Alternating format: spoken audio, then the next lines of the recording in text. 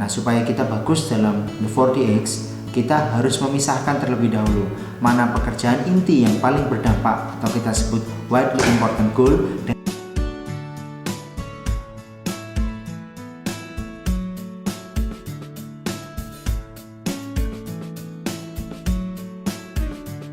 Bismillahirrahmanirrahim. Assalamualaikum warahmatullahi wabarakatuh. Alhamdulillahirrabbilalamin. Wassalatu wassalamu ala asrofil anbiya'i wal mursalin wa ala alihi wa ashabihi ajma'in amma ba'du. Sahabat-sahabat sejawat, teman-teman apoteker yang dimuliakan Allah, pagi ini kita akan mentoring lanjutan tentang teknis-teknis untuk mengoptimalkan the 4DX, 4 Discipline of Execution.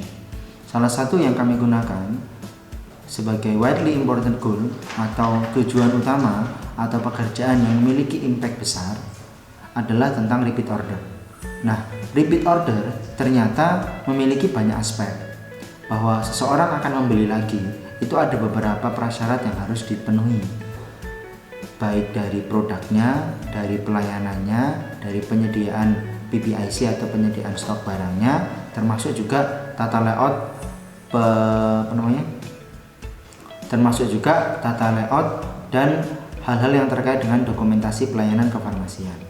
Nah, saya ingin mencontohkan salah satu cara kami mengurutkan pekerjaan-pekerjaan di apotek sehingga pekerjaan-pekerjaan yang rutin itu dapat diselesaikan dengan baik dan pekerjaan-pekerjaan inti tidak akan terganggu oleh pekerjaan-pekerjaan yang rutin. Kalau dalam the 4DX ada istilah whirlwind atau puting beliung.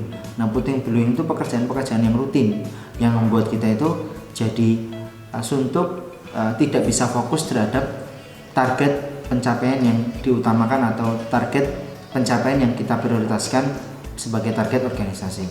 Nah, supaya kita bagus dalam the 4DX, kita harus memisahkan terlebih dahulu mana pekerjaan inti yang paling berdampak atau kita sebut widely important goal dengan pekerjaan-pekerjaan yang rutin.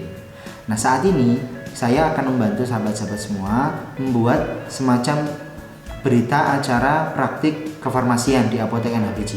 Di sini ada contohnya. Berita acara ini sebenarnya sarana saya juga untuk mengontrol. Berita acara ini sebenarnya sarana saya juga untuk mengontrol kinerja SDM. Apakah mereka telah mengerjakan pekerjaan secara optimal atau belum? Apa yang menjadi hambatan? Saya tulis semuanya di sini. Nah, teman-teman bisa lihat. Saya memberinya nama berita acara harian praktek kefarmasian apotek NHBG. Kok harian? Iya, karena ada yang pekanan, ada juga yang bulanan. Ini yang saya contohkan yang harian. Harian praktek kefarmasian. Saya tuliskan dari awal namanya praktek kefarmasian supaya teman-teman tahu kalau kita itu bukan sedang jualan, tapi kita sedang berpraktek. Di sini ada jumlah pasien, ada jumlah omsetnya, per shift, ada rata-rataan transaksi atau basket size, ada juga nilai swamedikasi dan jumlah IC. Ada kedatangan pada saat shift 1, pulang pada saat shift 1, kedatangan shift 2, pulang pada saat shift 2, hari dan tanggalnya. Kalau misalnya kami datang jam setengah 7 nih, kalau misalnya teman-teman datangnya jam 6:40, maka di DS1 ini tulisannya plus 10. Kalau mereka pulangnya harusnya setengah 3, kok pulangnya jam 3 kurang 15, berarti di sini PS1 sama dengan plus 15. Jadi yang ditambahkan adalah kelebihan jam dari waktu yang seharusnya mereka pulang. Nah, kemudian di sini ada aktivitas harian. Ada sekitar 40-an aktivitas harian yang terkait dengan pekerjaan-pekerjaan di apotek. 40. Nah, ini yang bagian bawah ini saya sengaja kosongkan kalau ada pekerjaan yang kemudian bisa ditambahkan. Pekerjaan yang ditambahkan ini kalau sering nanti akan menjadi pekerjaan rutin. Nah, ini bisa saya evaluasi. Gitu. Pertama yang saya lakukan adalah buka apotek, baca doa. Nah, doanya itu ternyata Masya Allah la haula wala quwata illa billah.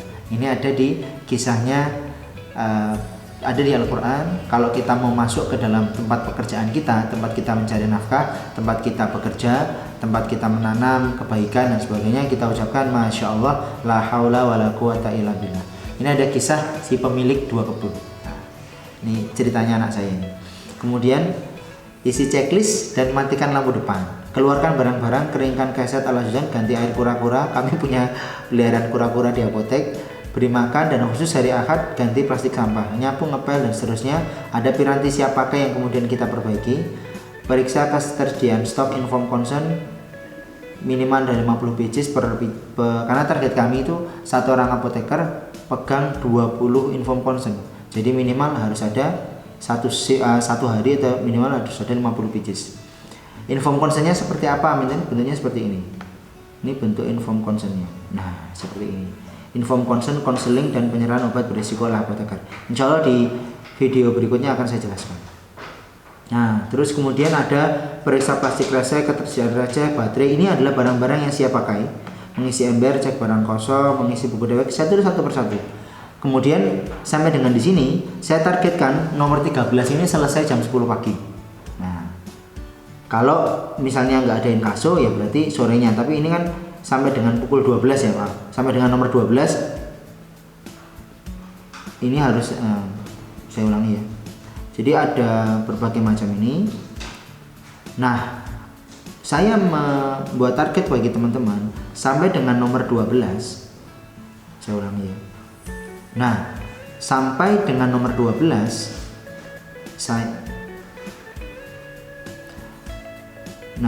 sampai dengan jam 10 pagi saya targetkan nomor 12 ini selesai. Saya ulangi.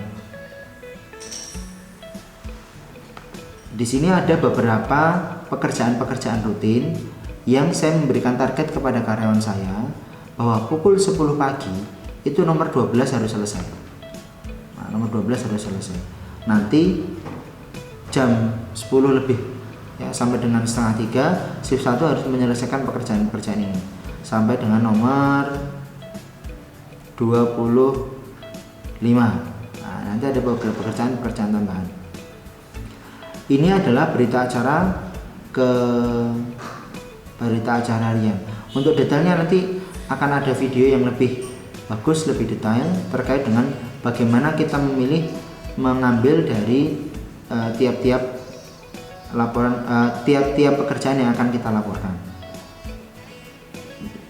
Di sini juga tertulis nih ada update scoreboard omset, mengisi form Rosetta Stone, menghitung jumlah persentase jasa sosial medikasi apoteker, semua ada di sini.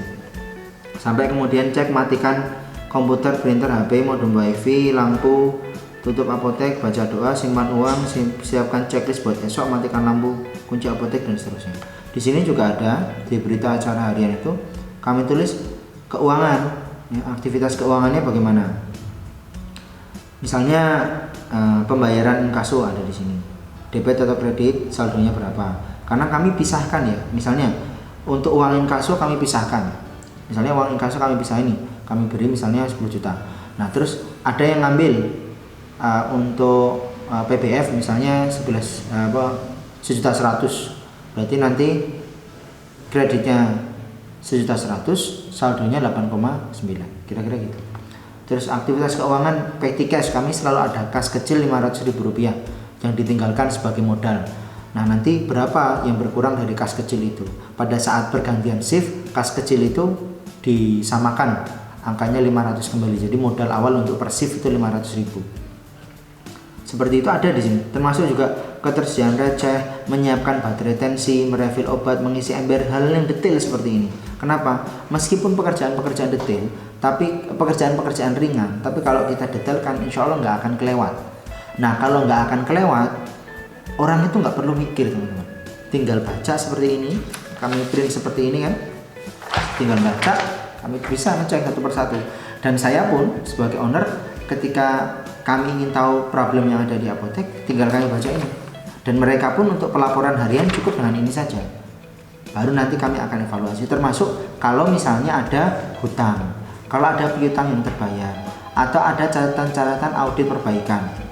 Misalnya, oh Pak ini stempel incomingnya harus diperbaiki Kak, ada yang kelewat Pak, tentang perhitungan pajak atau memfoto faktur dan dimasukkan ke WA group misalnya. Nah ini kita tambahkan di situ oleh siapa, PJ-nya siapa, dan catatan audit ini menjadi salah satu sarana saya untuk menilai mana karyawan yang memiliki loyalitas atau engagement atau keterlibatan yang besar kepada apotek. Nah, orang-orang seperti ini bisa kita didik, bisa kita apresiasi dengan nilai lebih. Kalau di waktu dulu saya kerja di industri, baik di Kalbe maupun di Dexa, mereka ada namanya SS, Suggestion System, baik di Kalbe maupun di Veron. Mereka mengadaptasi dari The Toyota Way. Orang yang memberikan saran, Suggestion System SS atau FAST, mereka akan mendapatkan apresiasi. Nah, FAST ini dilombakan. Saya pun juga berharap begitu. Belum sampai dilombain sih, karyawan cuma 4. Nah, paling kalau teman-teman itu memberikan masukan, nanti saya akan apresiasi pada saat penggajian. Nah, saya tambahkan ini bagus sekali, Anda bisa kerjakan, atau pada saat setiap pekan, pada saat briefing juga kami sampaikan seperti itu. Ini membuat orang jadi, oh iya ternyata ada beberapa hal yang kita itu tidak bisa melihat, tapi pasien mungkin bisa melihat. Contoh, tempat sampahnya itu kurang besar Pak, diperbesar. Oke. Atau malah, Pak, tempat sampahnya ini sebaiknya yang ada tutupnya, yang ada injekannya dari bawah Pak, supaya langsung terbuka. Itu lebih higienis. Oh, bagus. Nah, catatan itu kita masukkan. Pak, ini bagaimana kalau kotaknya ini kita ganti dengan akrilik Pak untuk tempat-tempat obatnya? Oh, bagus juga, mahal tapi setidaknya kan sudah ada saran perbaikan ini ada yang akan dikerjakan, ada yang tidak. Kira-kira begitu. Ini contoh berita acara harian praktik kefarmasian di Apoteker HPG. Semoga bermanfaat. Assalamualaikum warahmatullahi wabarakatuh.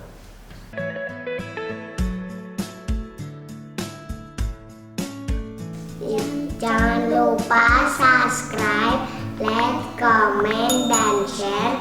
Jangan lupa tombol loncengnya agar bisa ikut video selanjutnya. Wassalamualaikum warahmatullahi wabarakatuh.